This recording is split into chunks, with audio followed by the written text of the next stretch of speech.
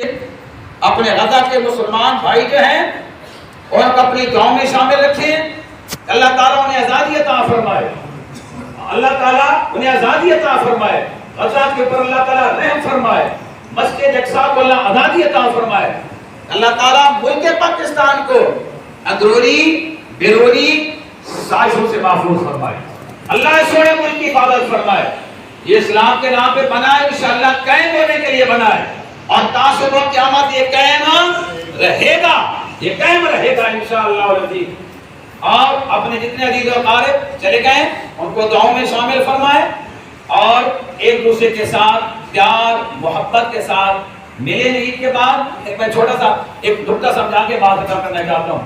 ایک مولوی صاحب نے مسئلہ پوچھا بندے نے, بھائی جناب کتا گر گیا کنویں میں تو اسے کیسے صاف کریں خان؟ تو نے کہا بھائی 200 ڈال نکالیں تو پاک ہو جائے گا.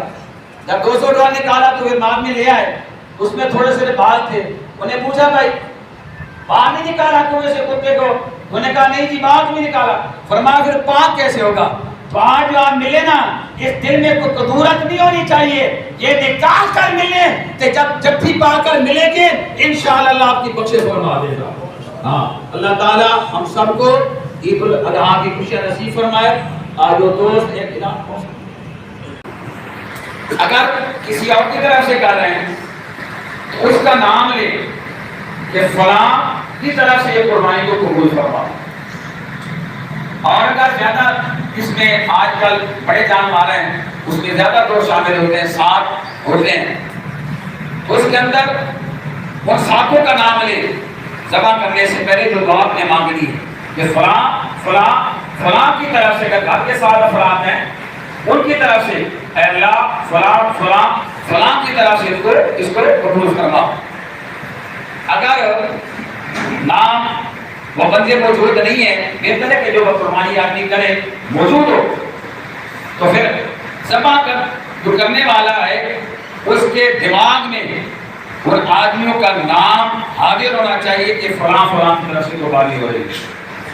پھر آپ اس کو بعد میں قبلہ کو کر کے بھینس پاروں پہ لٹائیں, پھر آپ اس کو ذبح کریں.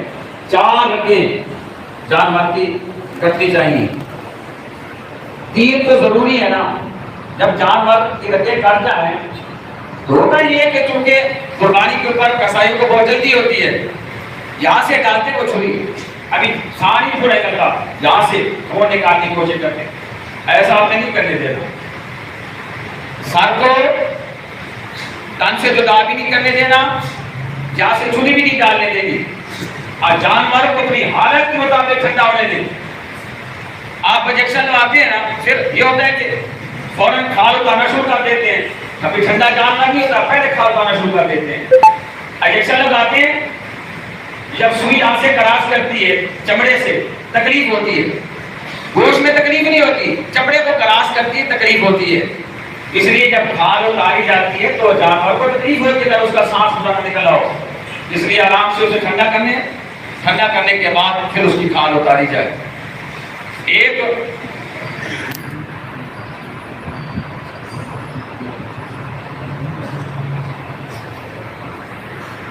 اب جانور آپ نے کھال اتاری, کھال اتارنے کے بعد ایک ہوتا ہے دم مسفوح, بہنے والا خون, وہ حرام بھی ہے ناپاک بھی ہے. جب آپ جمع کرتے ہیں نا خون بہتا ہے, اگر وہ اس کے چھینٹے آپ کو لگ جائیں, آپ کے کپڑوں پر جسم پر لگ جائیں, آپ صابن کے ساتھ اس کو دھو لیں. توجہ کے ساتھ سماعت فرمائیں جی, دھو لیں.